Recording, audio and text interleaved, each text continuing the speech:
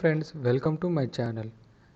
Nuclear fuel complex నుంచి stipendiary training category 1, category 2 అలాగే work అసిస్టెంట్కి exam dates అయితే వీళ్ళు రిలీజ్ చేయడం జరిగింది. ఒకసారి మనం ఎగ్జామ్ డేట్స్ అలాగే సిలబస్, సెలక్షన్ ప్రాసెస్ అలాగే కట్ ఆఫ్ మార్క్స్, శాలరీ మనం ఒకసారి ఈ వీడియోలో డీటెయిల్గా చూసుకుందాం.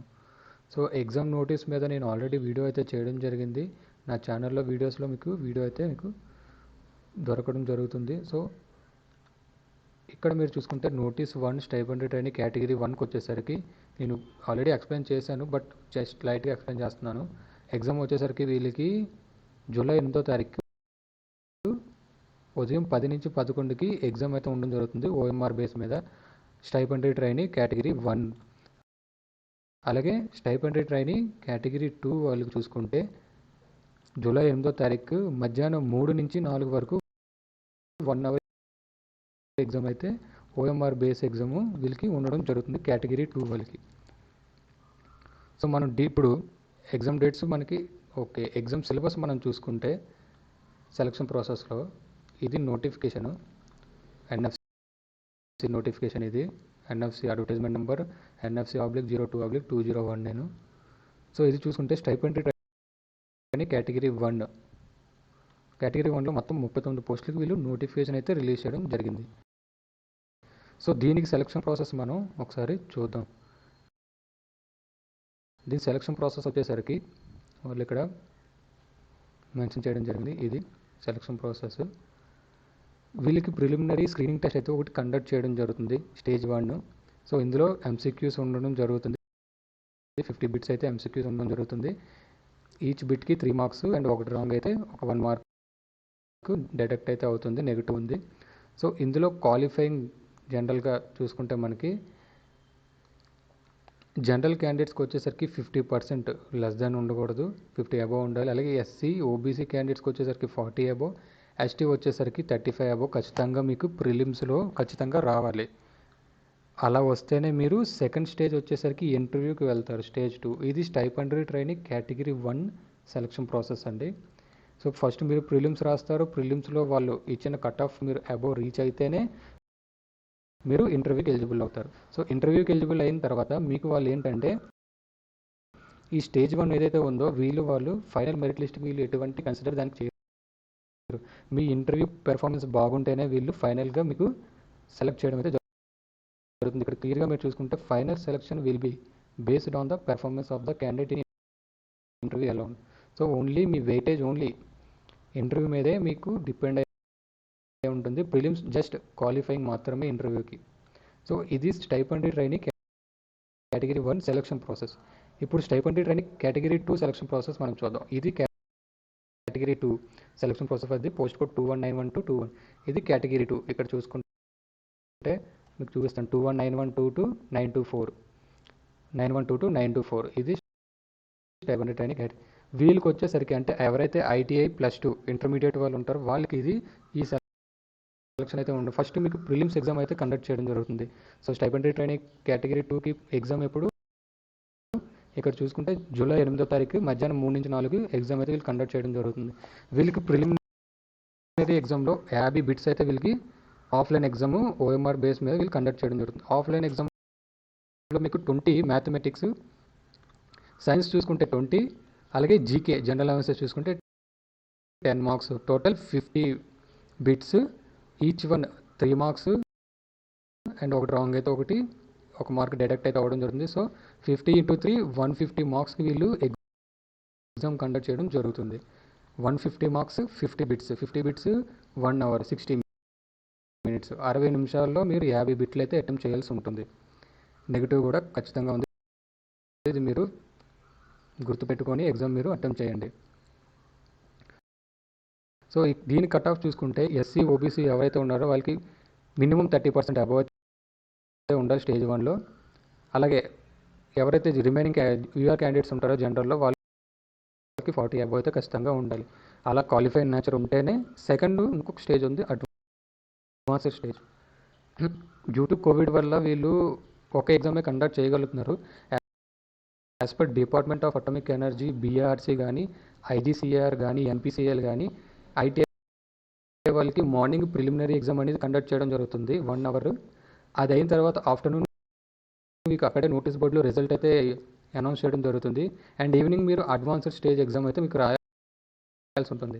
బట్ కోవిడ్-19 వల్ల మీరు కండక్ట్ చేయలేకపోతున్నారు. సో అందుకనే మీకు ప్రిలిమ్స్ రాసేసి దయచేసి నెక్స్ట్ అది ఎవరైతే క్వాలిఫై అవుతారో వాళ్ళకి అడ్వాన్స్డ్కి పిలుస్తారని నేను అనుకుంటున్నాను.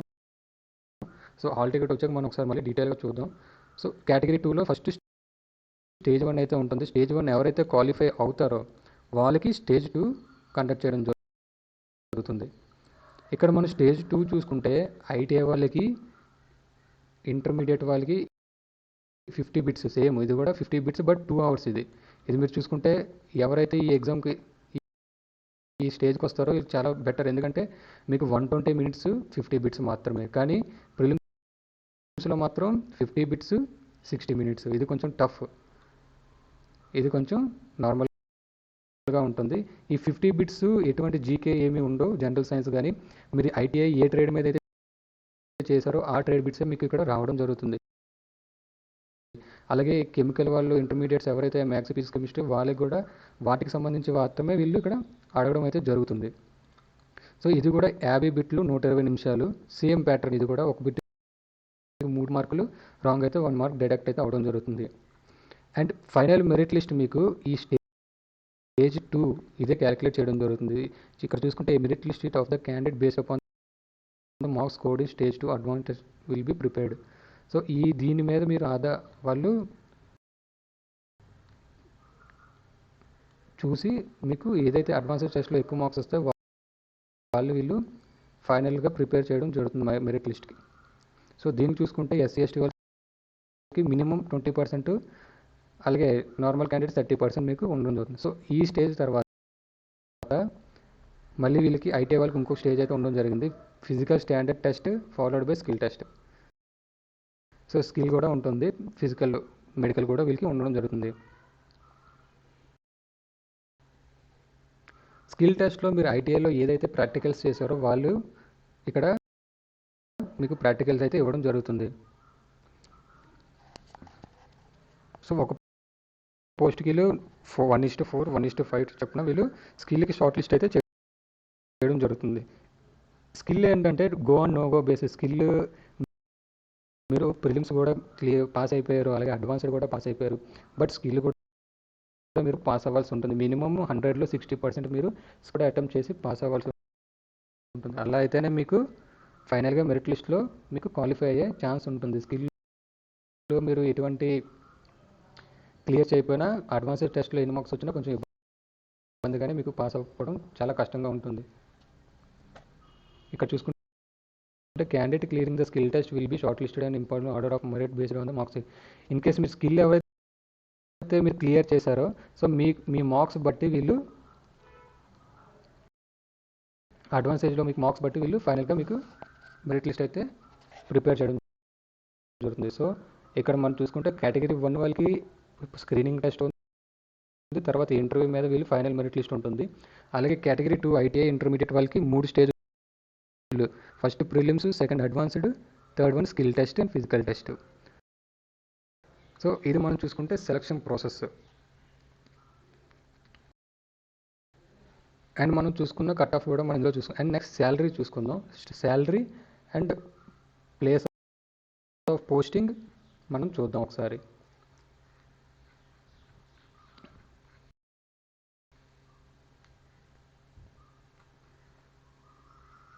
ఇప్పుడు ఈ స్టైపెండరీ ట్రైనింగ్ కేటగిరీ 1 డిప్లొమా మీద, అలాగే కేటగిరీ 2 ఐటీ మీద వాళ్ళకి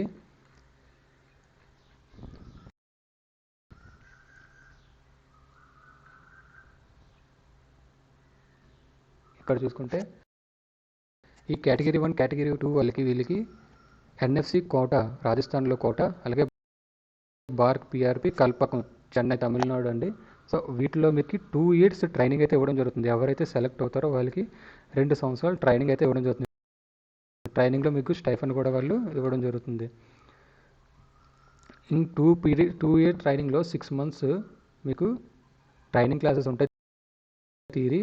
రిమైనింగ్ 18 months మీకు ప్లాంట్లోకి, అంటే ప్రాక్టికల్గా మీరు ప్లాంట్లోకి తీసుకెళ్ళి మీరు మీకు వర్క్ అంతా చూపించి నేర్పించడం అయితే జరుగుతుంది. అండ్ ఇందులో కూడా మీరు మినిమం పాస్ పర్సంటేజ్ అయితే మీకు వాళ్ళు ఇక్కడ మెన్షన్ చేయడం జరిగింది. మినిమం మీరు 50% ఈచ్ ట్రైనింగ్లో మీరు ఖచ్చితంగా పాస్ అయి ఉండాలి. థియరిటికల్లోని అలాగే ప్లాంట్లో కూడా వీళ్ళు ఖచ్చితంగా మీరు క్వాలిఫై అయ్యి నాలెడ్జ్ మీరు గెయిన్ చేసుకోవాల్సి ఉంటుంది. కేటగిరీ 1 వాళ్ళకి 2 ఇయర్స్ ట్రైనింగ్ తర్వాత ఈ డిజిగ్నేషన్ సైంటిఫిక్ అసిస్టెంట్ సి అయితే ఇవ్వడం జరుగుతుంది. కేటగిరీ 1 2 ఇయర్స్ తర్వాత మీకు పర్మనెంట్ అవ్వడం జరుగుతుంది. దాని తర్వాత మీకు ఇచ్చే డిజిగ్నేషన్ సైంటిఫిక్ అసిస్టెంట్ సి అంటే 7th పే మ్యాట్రిక్స్లో లెవెల్ 7కి మీరు ఎలిజిబుల్. అలాగే కేటగిరీ 2 వాళ్ళకి టెక్నీషియన్ బి లెవెల్ 3 లేదా టెక్నీషియన్ సి. ఈ కేటగిరీ 2 వాళ్ళకి ఏంటంటే 2 ఇయర్స్ ఎగ్జామ్ తర్వాత ఒక ఇంటర్వ్యూ కండక్ట్ చేయడం జరుగుతుంది. మీకు 2 ఇయర్స్లో థియరీ మీద మీ ప్లాంట్ ట్రైనింగ్ మీద ఒక ఇంటర్వ్యూ ఫైనల్గా కండక్ట్ చేయడం జరుగుతుంది. అక్కడ మీ పెర్ఫార్మెన్స్ హై లెవెల్లో ఉంటే వాళ్ళు మీకు టెక్నీషియన్ సి లెవెల్ 4 పోస్ట్ మీకు ఇవ్వడం జరుగుతుంది. లేదు మీ పెర్ఫార్మెన్స్ నార్మల్గా ఉంటే టెక్నీషియన్ బి లెవెల్ 3 మీకు ఇవ్వడం జరుగుతుంది. ఇక్కడ చూసుకుంటే depending upon your performance during training the observation interview. Me interview and me training మీద ఫుల్గా మీకు పెర్ఫార్మెన్స్ బట్టి టెక్నీషియన్ బి కానీ టెక్నీషియన్ సి కానీ వాళ్ళు మీకు ఇవ్వడం జరుగుతుంది.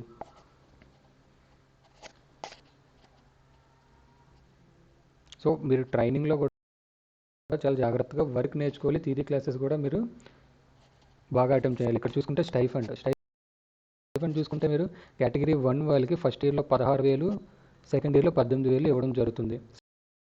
సైంటిఫిక్ మీకు 2 ఇయర్స్ తర్వాత పర్మనెంట్ అవుతే అప్పుడు మీకు సైంటిఫిక్ అసిస్టెంట్ సి వచ్చి మీకు బేసికే 44,900 వితౌట్ ఎనీ అలవెన్సెస్తో కాకుండా నేను చెప్తున్నాను. ఇది మీకు బేసిక్ శాలరీ.